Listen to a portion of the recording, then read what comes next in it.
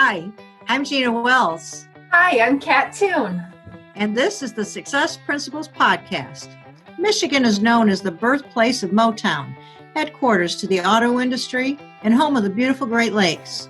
The Success Principles Podcast features professionals and entrepreneurs with ties to this great state who have demonstrated innovation and success both within and outside of our Mittens border. Thank you for joining us on the Success Principles Podcast. Our guest today is Levan Wood. Levan is a real estate broker and owner of RE/MAX Eclipse in Bloomfield Hills, as well as a mortgage broker and owner of Motto Mortgage First, also in Bloomfield Hills. He's the author of the book Own Your Own Space. And wait, there's more. Levan is featured in the recently released movie Beyond the Secret, The Awakening. Levan, it's great to see you. Did I get everything? Great to see you too. I got it. Yeah, absolutely. Yep, I'm a real estate broker, but we have offices in Bloomfield Hills as well as Troy, Waterford Township, and then we also have Rochester Hills, Washington Township coming soon, and then and also mortgage brokerage in downtown Milford. Wow. So not just Troy, Bloomfield Hills. We kind of focus on all of Oakland County, and then just spread out a little bit to Southeast Michigan. Yes, you're the face of Oakland County real estate, correct? That's what we're shooting for. Yes, ma'am. That's great, Levan. It sounds like you've got a lot going on. Let's kind of start with how you got in your real estate career. Tell us how that all got started. That started back in 2006. I went to culinary school to be a chef. Kat knows this, good friends with her husband, Kelly Toon, great man. But I started my adult life with her husband, Kelly, in culinary school. So I went to culinary school, became a certified chef, ended up out in Colorado as a partner at a restaurant. And that was late 90s, early 2000s. So I ended up out there for a culinary internship, fell in love with snowboarding, and ended up staying 5 to 6 years. It's kind of, the whole thing's kind of a blur. I'll say it was like 99 to 2005, but there was a lot of coming back and forth, a lot of partying, a lot of snowboarding. So, but it was early 2000s. And while I was out there, I ended up breaking my femur in my hip. Ooh. And that put a squash to, my dreams of being a professional snowboarder and living in the mountains, living the good life. I'll do it. And that was a real big life change right there. I remember driving up to the mountains from the hospital in Denver and just crying. Like it hit me like, oh my gosh, I'm not going to be a professional snowboarder. And perfectly clear, I probably wouldn't have been anyway. But that was like the death kill right there. Yeah. Well, you don't want to know my experience with snowboarding. I had a snowboarder go right up the back end of me while I was skiing. It was a young boy, a young kid, right? I apologize. It happens. Kept going.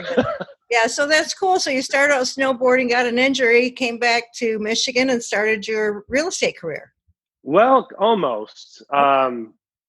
After a year of owning the restaurant and hobbling around on one leg and not being able to, live the life of the mountains like I wanted to, I moved back to Michigan and just kind of, rode off the restaurant, came back, got a job at a country club as a chef. And in that meantime as well, I started racing super bikes. So crotch rockets type things, what most people call them around the country. I started doing that when I moved back. And being a chef. That, Gina? Can we say crotch rocket on the show? That's allowed, right? Hey, this is not, yeah. Crotch rocket. Okay. So anyway. This is starting off great. Perfect. Right? So I started racing, and being a chef, like the weekends are the busiest time, right? So traveling and racing motorcycles, the weekends are the busiest time as well. So I had this dilemma of do I pursue racing? Do I pursue culinary arts? Well, I want to pursue racing, of course.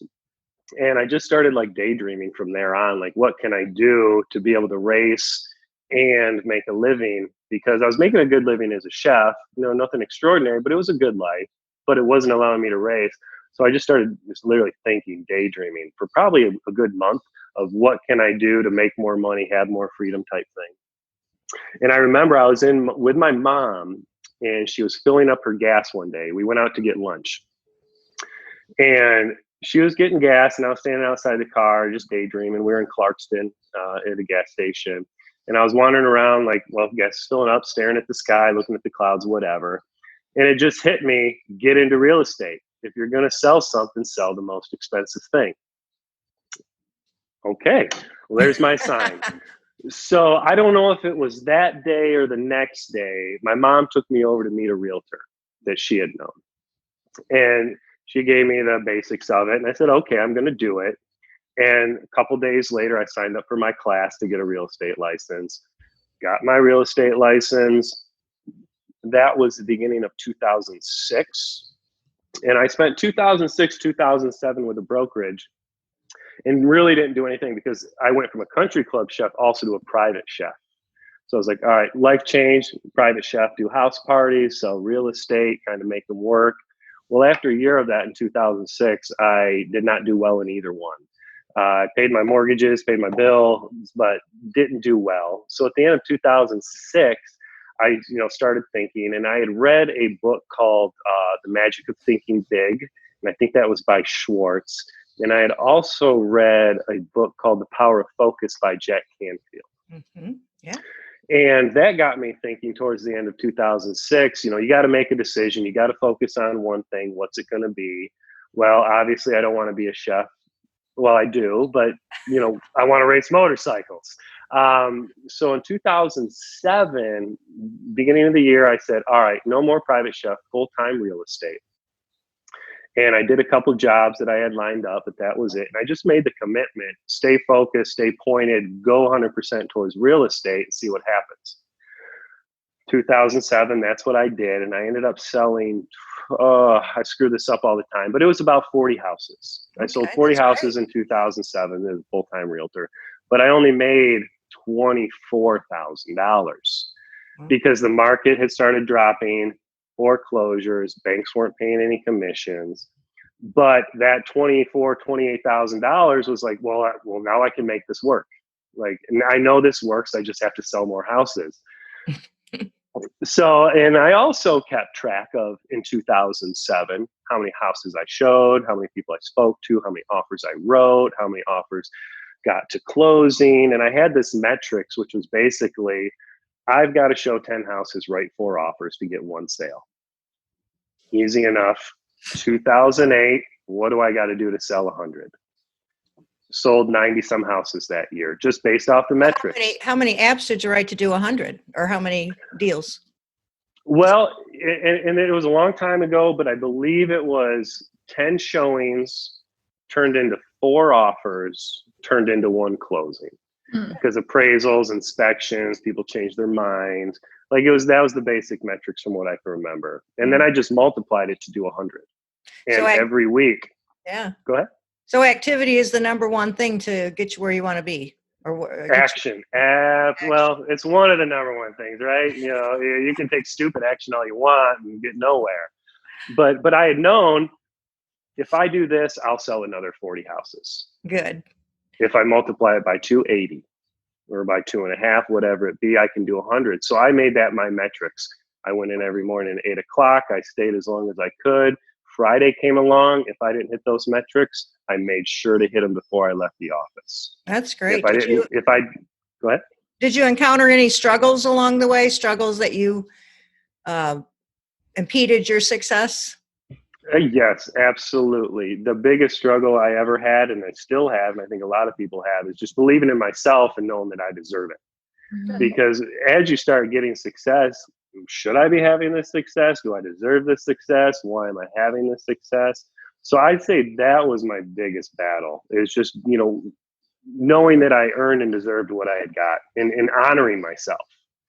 Because selling 40 houses is amazing. It's great. If you sold 40 houses, I would pat you on the back, take you out to dinner, and probably do anything for you. It's an amazing accomplishment. But at the time, I was like, well, I just paid my bills. Yeah. So that was the biggest struggle, like recognizing that I deserved the recognition and honor from myself so that it would open me up to getting more. So a lot of your success, it sounds like it's very internally motivated. So it comes from someplace inside you. Did you have any outside influences? Were there people in your life, either that you knew or sought out specifically, that influenced you in your thinking? For me, it was books. I got into real estate just out of the blue, literally out of the blue. And no, I didn't know anybody. And the company I had worked for previous to starting my own companies, they were kind of in a way an old school mentality where it's, dog eat dog, seclusion, let me make my money, leave me alone type atmosphere. I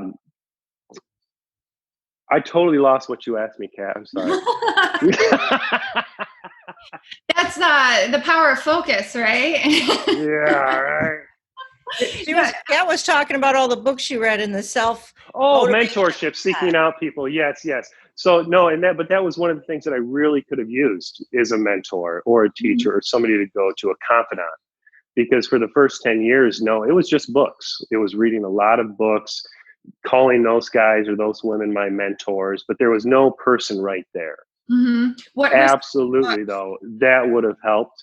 And I say to everybody, get a mentor, get a coach, get somebody who can teach you what's been done before. I didn't have it. I have it now, now that I've gotten a little bigger and have gotten some mentors. But in the beginning, it was just books. What are some of those books? Give us some of those titles. Jack Canfield, The Power of Focus was a big one. The Magic of Thinking Big by Howard Schwartz, I believe his name is. Think and Grow Rich, obviously. Everybody says that, but I think few people really know the message behind it, but that was a big one. It took me 7 or 8 times reading that book to finally go, I got it. Wow. But reading it 7 or 8 times, I did get it. Jack Canfield also has a success principle book. Yes. And at the time he had a CD course. So I did the CD course and followed along. Like I would say Jack Canfield, one of my biggest mentors ever. Never met him in person, but one of my biggest mentors. But it was primarily the teachers from the movie The Secret. Oh. I saw them and all right, so now who's here I can follow, who I can reach out to, who I can read to learn how they got to do what they did. Okay. Tell us, expound upon that a little bit more. On which part? The Secret. The Secret. You read the book, right? I did, yes. Okay. I mean, to put it simply, the secret of life is the power of attraction. We get what we put out. We get what we focus on. What we give energy to comes back to us. Mm-hmm. So I had watched the movie The Secret, and it kind of clicked with me of like, duh, this is what I've been doing my whole life. Mm-hmm. But I never put the focus or the attention on it to realize that's what I was doing. That's great. So I think I saw that. It was probably early 2007, late 2006. But that movie was probably the catalyst. I had read a couple books prior. Now, those couple books got me into the law of attraction and success. Yeah. Got me into The Secret, the movie. I watched that. That got me into those teachers. I literally learned from every one of those people in the movie, read their books, went to their seminars, talked to them if I could. And it was just an eye-opening of, wow, the law of attraction is real. And simply put, if you believe it, you're going to do it. Mm-hmm. Now, I don't believe I'm going to walk on the moon without a spacesuit, right? It's not possible. Mm-hmm. But there are things that you can believe and bring to fruition just by the belief and the determination to do it. Now, not just the belief and the determination, action as well, of course. I've been talking to my son, Liam, my youngest, about it. Liam, if you believe it, you can do it. But he's completely flipped it around on me. And so now it's that, Mom, I really want these Pokemon cards. And if I get it, I'll get it. And I'm just like, I don't know about that. Well, and I don't have kids yet and very little experience with kids. But I might ask him, why do you want them? And is that something you really want? Because I see that being the issue is people want the car, they want the house, they want the lifestyle, but do they really? No. They typically just want security and to feel good like they're making progress. So a lot of people focus on, I want the Pokemon cards, when the Pokemon cards aren't really what they want. They want to feel good. They want to feel important because they have those Pokemon cards. Yeah, that's a good point. That's a really good point. Hey, Levan, how did Michigan play a role in your life? Where did you grow up? Where did you go to school? Yep, I grew up in Michigan, obviously. I grew up in Highland Township, Oakland County, small township.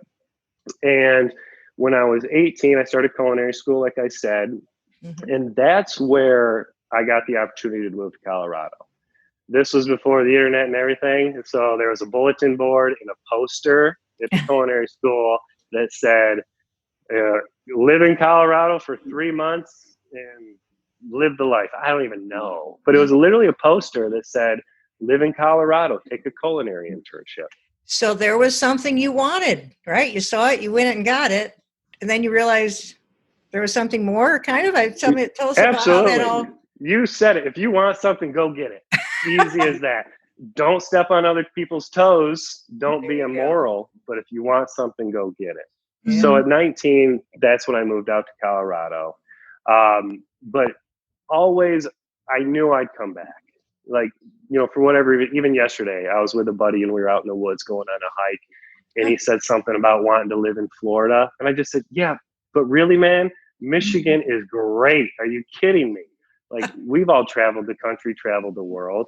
What is better than Michigan? Oh, it gets cold in the winter? Big deal. Lakes, forests.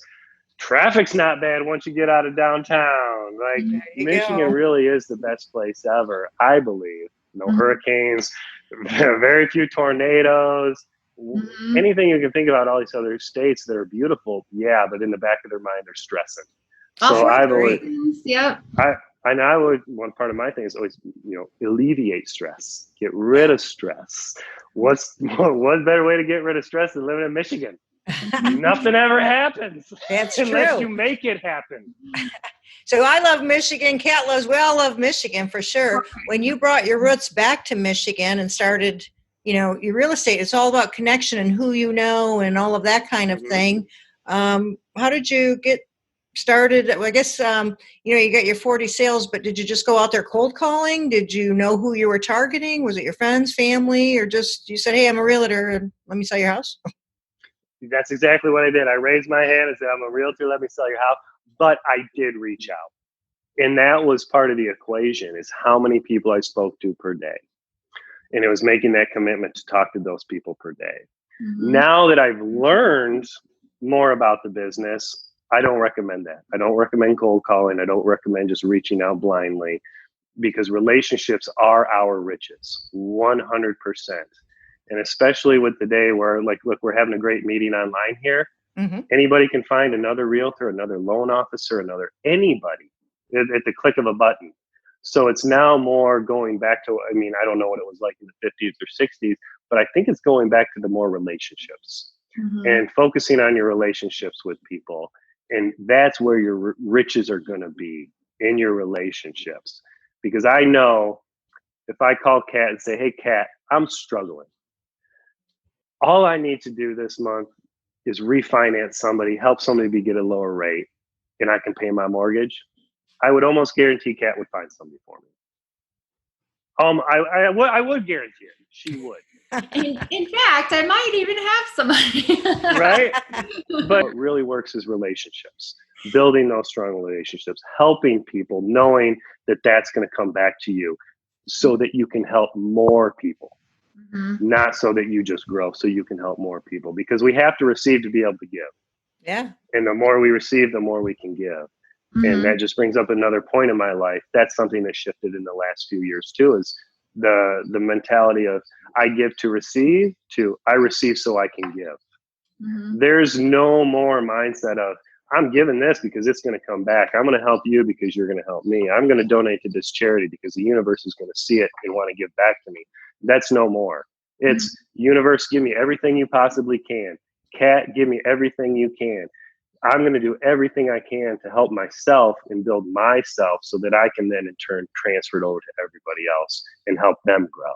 So that's been a big change about giving and receiving in the last few years for myself.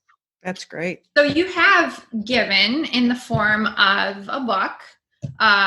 Tell me a little bit about your book and what it talks about. Own Your Strength. It's basically simplified down to 100 pages, things I do on a regular basis, things I do to stay positive, stay focused, stay productive, because it all really comes down to mindset. 100% it all comes down to mindset. So I wanted to condense it into 100 pages. Here's what I do. It works for me. Maybe it can work for you. More value in that book than volume. I like to read, so I like big books, and I like to hear the anecdotes and the nonsense. Like it's entertainment for me.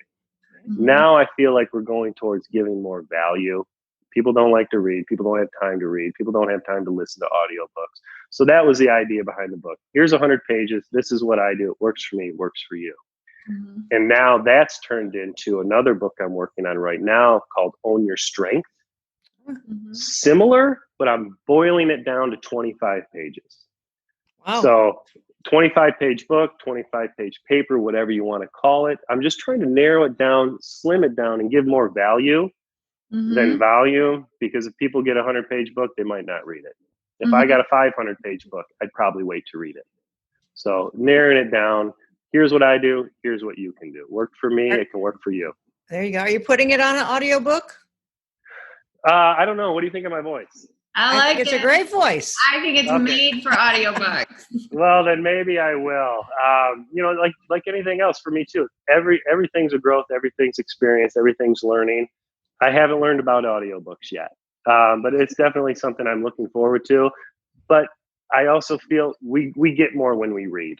Yeah. So that's my priority. Try to narrow it down and get those values, that information, that knowledge to somebody else to where it actually makes a difference. We had a Not, previous. Gina and I haven't learned about podcasting yet, but we still try. So there's hope Hey, for all of us. We want to do it, so we do it, Kat. We just get out there and make it happen. hey, you're amazing. That's But- all I've ever did. Literally, Yeah. that's all I've ever did. Yeah, we had a previous podcast when we were talking about reading is fundamental. She's a book writer for young children. And, the more we read to our children, the better off it's going to be. The more as adults we stop and read, probably the better off we're going to be. We can turn off the what we call idiot box, right? Right. And open a book. So it's all good. You always see the statistics that the successful people and the CEOs consume more books than anybody probably. So there does seem to be that connection between reading and seeking knowledge and success. And Yeah, that's a very good. great point to make. I want to, as we're talking about your book, I do want to ask you a little bit about your other project that's kind of ancillary from the real estate, which is your participation in the Beyond the Secret, the Awakening. Tell us about that a little bit. So that's kind of the sequel to The Secret. The Secret came out 13, 14 years ago, and there was a lot of people that learned from it, grew from it. But there was also a lot of people who thought, oh, if I just want a nice car, I want a nice house, all I got to do is daydream and think about it's going to show up. Mm-hmm. So this is kind of like, there's one more step. You have to take action, right? When that inspiration comes, you have to take action. When you have that idea, you have to take action. So it's taking those lessons from the first secret and adding on, you have to take action. You have to willfully participate in the experience, not just sit there and wait for it. There you go. And I was asked, I believe I was asked to be involved because I studied it, I learned it, and boom, wow, I'm in the second one, right? And it was just a matter of going back to the relationships I built over the last 10 years, giving instead of receiving, and just saying, hey, what can I do for you? To all of a sudden, we're making this movie. Do you want to be in it? Yeah. No, I don't. Not at all. And then a couple of weeks later, are you sure you don't want to be in this? All right. If you guys think I should, I will be, right? But that was me not believing in myself. Wow. And that's, like I said, everybody has these struggles because in the initial time frame of this movie, who am I? Who's Levan Wood? Why should you be in it? Keep doing what you're doing. It's working. But I had to step outside my comfort zone and say, all right, if they think I should do this and they're at a higher level than me, I'm going to listen to them. And if this has made such a big difference in my life, I would be doing a disservice to the world and the universe if I didn't spread that out when I had the opportunity to. So, Levan, it sounds like our audience is going to take from this the fact that you are a self-determined self-starter, person who shares knowledge and things of that nature. What are some other things you want our audience to take from the conversation today, not only about the book, but about the fact that you kept focusing on your future? What is needed to keep focusing on the future that you really want to have happen? Well, I can go back to myself, and all I can say is if it worked for me, it worked for you, but it was finding out what I really wanted. And going to your Pokemon card analogy, I didn't want to be a successful real estate agent. I didn't want to be a successful mortgage broker. I didn't want to do any of these things. I wanted to feel important and feel like I was making progress and helping other people. That's what I know I wanted to do, but I had to come to that realization. So once I did that, the rest just fell into place. Right. So what I would say to people is figure out what you really want to do. Do you want to have Pokemon cards, or do you want to feel important because you have Pokemon cards? And if it's just feel important, all right, well, there's other avenues to feel important, right? So that's the message I would say. It's like, you can do anything you want to do, but you have to be clear on what you want to do. And you have to be clear on why you want to do it. And then the rest falls into place. I never thought I'd have 5 real estate companies, 2 mortgage brokerages, and everything else that's going on, right? Mm-hmm. But I knew I wanted to feel important, and I knew I wanted to help people. That's great. Comes from the heart. That made me go to work on all these different things, because that allows me to help people. Oh, that's great. Sounds like it comes from the heart, Levan. Mm-hmm. Well, that's it too. It's got to come from the heart. You know, Ferraris and Maseratis don't come from the heart. They don't, right? It makes your heart pound when you're on them, like the crotch rocket, right? Right, but they don't come from there. What's next for you? Because clearly you found, your purpose and what you love to do. What keeps you motivated to keep going forward? For me, it's just progress. My motivation is progress, helping more people, doing more good. It's not X offices, it's not X companies, it's not a certain number of employees, it's not a income that I want. My purpose, my goal, my next thing that I'm doing is whatever I can do to help people. If I can help you with your podcast, hell yeah, that's all I want to do, right? Thank you. It's coming to a point where I don't know what's next, but I know it's going to fall in line with everything else. Mm-hmm. I'm going to open more offices. I'm going to write in more books. I'm going to be in more films. I'm going to expand. Mm-hmm. My primary focus is just expanding to help other people, building these companies to help those people, doing things to help the universe that will in turn help me, which will in turn allow me to help more people. So I don't know what's next, but it's going to be great. Awesome. Well, we know that at least what's next. Levan, you've recently been married within the past couple of months. Do you have at least a honeymoon planned next after this whole thing is over and done Well, with? we took a honeymoon. I guess I should have told you that already. Yeah. The day after we got married, we took a road trip to Florida. Oh, boy. Yeah. I just Googled luxury resorts open in Florida. Uh-huh. And we found one, and we booked it, and we went. So, yeah. We already had our honeymoon. It was in Clearwater. Okay. Oh, beautiful. Clearwater, beautiful Florida. Part of Florida. Very nice. Well, listen, as we wrap up and we tell people how to find you and some different things that you want to know, or our audience may want to buy your book or even check out different things that you do, how can they locate you, Levan? We'll put some information in the back. Is there anything you want to offer to the listeners today before we wrap up? Yep. Anybody that sees this, you can contact me. My website's levanwood.com. And on there, there's links to my email, my Facebook, my LinkedIn, whatever. So just go there, shoot me a message. If you'd like a book, I'll send you one free, no charge. If you want to talk, no worries. My cell phone number is 248-770-1029. Call, text me anytime. Anything I can do to help anybody, just let me know. Perfect. That's amazing. Thank you so much. I really appreciate you being here today and sharing your secrets of success. And thank you. Yeah, we'll put all the Thank you. Show notes. All right. Levan, take care. We'll be talking. Thank you. Thank you very much.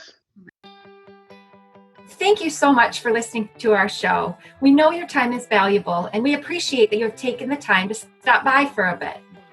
For more information about the topics we discussed today, there are links in the show notes for your reference. If you'd like to learn more about the Success Principles podcast and about Kat and myself, go to www.successprinciplespodcast.com. Gina Wells is an investment advisor representative of Retirement Wealth Advisors Incorporated, an SEC registered advisor. Success Principles podcast and RWA are not affiliated. Exposure to ideas and financial vehicles discussed should not be considered investment advice or recommendation to buy or sell any financial vehicle. This information should not be considered tax or legal advice.